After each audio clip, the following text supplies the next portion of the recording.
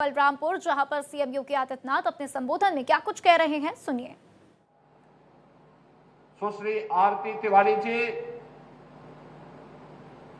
माननीय विधायक बलरामपुर श्री पलटू राम जी,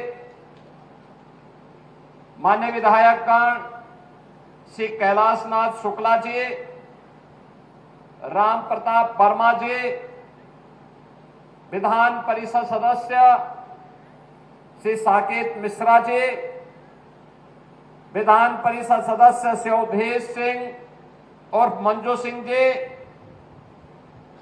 भारतीय जनता पार्टी के जिला के अध्यक्ष श्री रवि मिश्रा जी, पूर्व विधायक श्री शैलेश कुमार सिंह सैलो जी, नगर पालिका परिषद के अध्यक्ष श्री धीरू सिंह जी, जिला प्रभारी राहुल राज रस्तोगी जी, आज के इस कार्यक्रम में उपस्थित भारतीय जनता पार्टी और अन्य संगठनों के सभी पदाधिकारीगण, भारी संख्या में आज के समारोह में उपस्थित मेरे बलरामपुर के सभी उपस्थित बहन और भाइयों, शारदीय नवरात्रि की आज सप्तम तिथि है। आज के इस अवसर पर मां पाटेश्वरी के श्री चरणों में नमन करते हुए आप सभी का मैं हृदय से अभिनंदन करता हूं। ये मेरा सौभाग्य है कि नवरात्रि के अवसर पर इन कार्यों के बहाने मुझे मां पाटेश्वरी के दरबार में शीश नवाने का अवसर प्राप्त हुआ है। मैं कल से ही बहराइच, श्रावस्ती और बलरामपुर जनपदों के विभिन्न कार्यक्रमों में भागीदार बनने के लिए कल दोपहर से ही इस कमिश्नरी के अंदर अलग अलग जनपदों के कार्यक्रमों में भागीदार बन रहा हूं। ये मेरा सौभाग्य है कि शारदीय नवरात्रि और विजयादशमी के पूर्व जनपद बलरामपुर वासियों को ये 825 करोड़ रुपए की उपहार ये भारतीय जनता पार्टी की डबल इंजन सरकार के द्वारा प्रदान किया जा रहा है।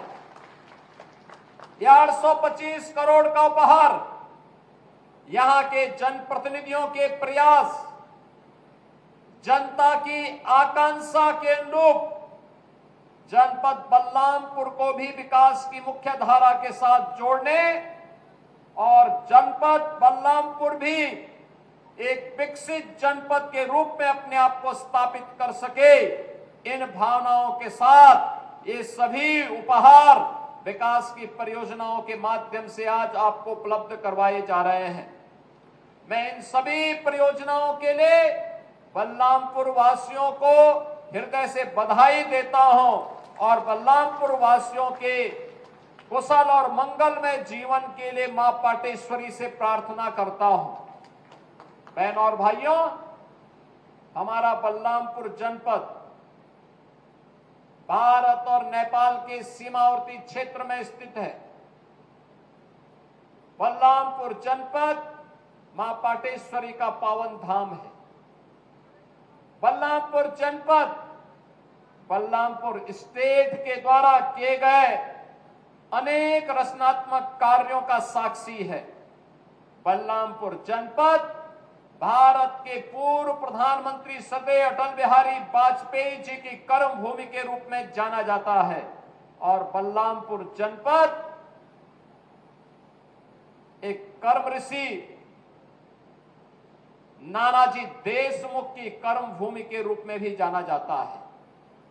ये बलरामपुर जनपद 97 से लेकर के 2017 तक उपेक्षा का दंश झेल रहा था।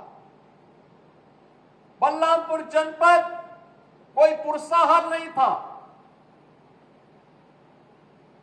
97 के पहले तो विकसित था ही, 1997 के बाद भी बलरामपुर जनपद के लिए जो अपेक्षित योजनाएं आनी चाहिए थी, उनसे यहां के नागरिक वंचित थे। परिणाम क्या था? परिणाम था देश के अंदर जो सबसे गरीब जनपदों में किसी की गणना होती थी, तो वह गणना होती थी बलरामपुर जनपद की। बहनों और भाइयों, आज डबल इंजन की सरकार प्रधानमंत्री मोदी जी के नेतृत्व में बिना भेदभाव के योजनाओं का लाभ जब देना प्रारंभ की, तो डबल इंजन सरकार ने आज यहां पर मां पाटेश्वरी के नाम पर एक विश्वविद्यालय का निर्माण कार्य भी प्रारंभ किया है। विश्वविद्यालय इस सत्र में प्रारंभ भी हो चुका है। बलरामपुर के सभी नागरिकों को, श्रावस्ती, बहराइच, गोंडा के सभी नागरिकों को, युवाओं को मां पाटेश्वरी के नाम पर बने इस विश्वविद्यालय के लिए मैं हृदय से बधाई देता हूं, अपनी शुभकामनाएं देता हूं। बहनों और भाइयों, इसके साथ ही सरदेय अटल बिहारी वाजपेयी जी की कर्मभूमि होने के नाते पहली बार अटल जी देश की संसद में कहीं से पहुंचे थे तो भूमि बलरामपुर की है। बलरामपुर संसदीय सीट से चुनाव जीत करके पहुंचे थे और इसलिए बलरामपुर में सरदेय अटल बिहारी वाजपेयी जी के नाम पर एक मेडिकल कॉलेज का निर्माण हो, इसके लिए हमारी सरकार ने पूरी व्यवस्था कर दी है और बहुत शीघ्र आप देखेंगे कि बलरामपुर में, बलरामपुर जनपद के लिए भी एक मेडिकल कॉलेज सरकार के द्वारा यहां पर संचालित होगा। इमलिया कोडर में थारू बंधुओं के लिए उनकी परंपरा और उनकी संस्कृति को संरक्षण करने के लिए एक थारू म्यूजियम का निर्माण पहले ही किया जा चुका है। आज जो सौगात यहां के लिए उपलब्ध करवाई जा रही है, उसमें एक राजकीय पॉलिटेक्निक का उद्घाटन अभी हमने किया है।